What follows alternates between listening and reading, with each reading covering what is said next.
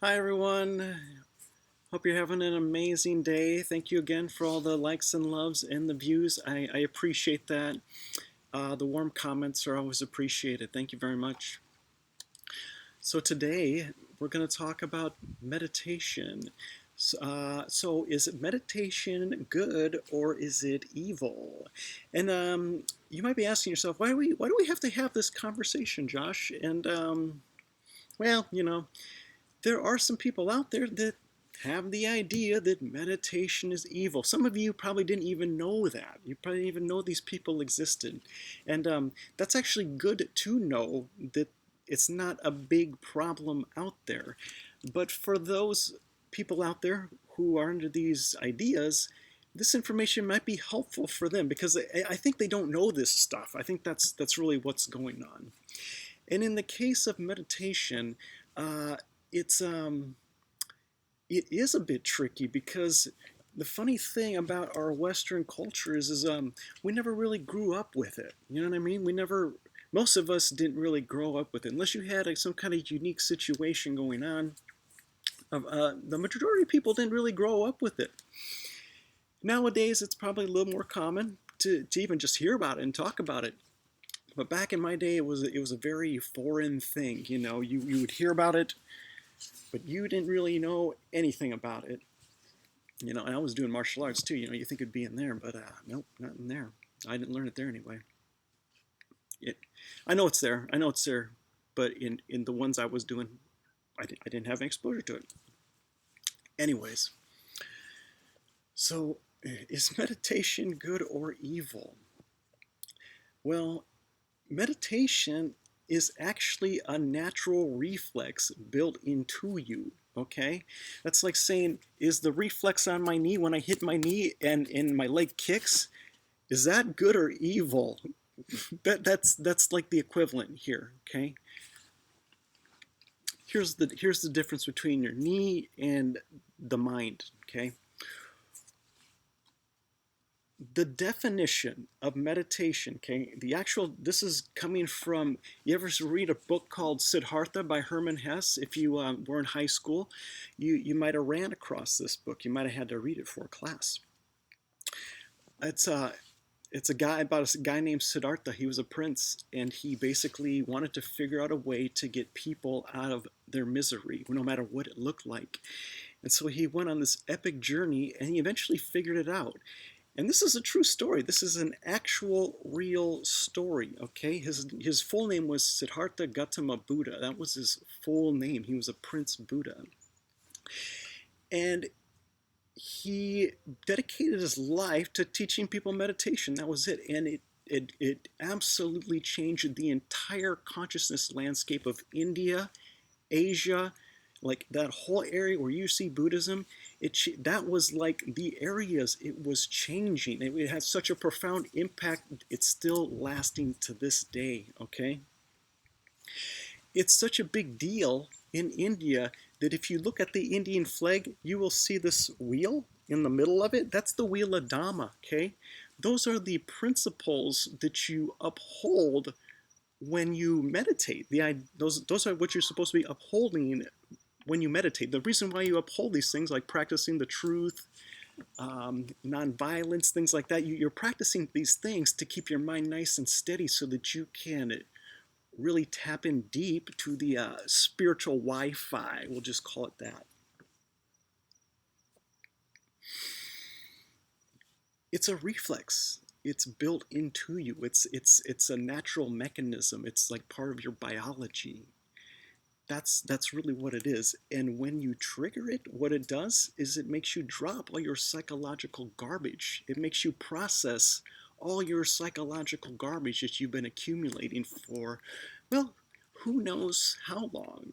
And once you go exploring that pile, if you know what I mean, you will find some very old stuff, let me tell you, because I've been meditating for a long time now. And I'm at a certain place with it. Anyways,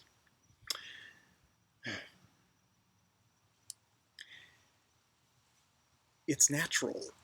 It's a natural reflex. This is how you do it. Let me tell you how you meditate, okay? So easy. I'm gonna teach you a little bit about the mind, okay? So when your awareness is like plugged into the environment around you, like you're worried about that dog coming at you, the car or something like that, something out in your environment coming towards you, you're in a certain state of consciousness. We just refer to it as beta, okay? It's where your awareness is positioned. When you take your awareness and you focus it on something, you hone in on something, you concentrate on it, like you're watching a TV or something like that, now you're in something called alpha state, okay? Your mind's slowing down. Now it's slowing down. As it slows down, it becomes more centered, more fine and concentrated, okay? When you take that concentration right here, that thing you're concentrating, and then you bring that concentration on the inside of your body and you move it around like this, really slowly, you are going to trigger something called theta state consciousness. And when your mind reaches that level of stillness, that's when you start doing your psychological processing and digesting, okay?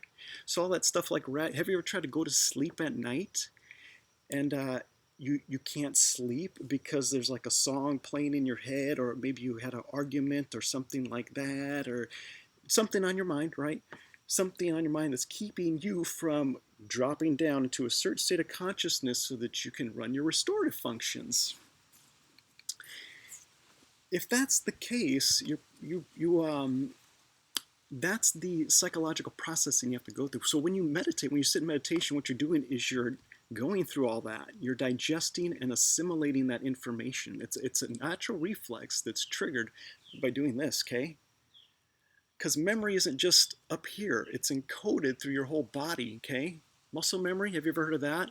Muscle memory isn't always about only about like pumping your muscles and things like that. There's like, you can get trauma in these areas too, and that is part of muscle memory also.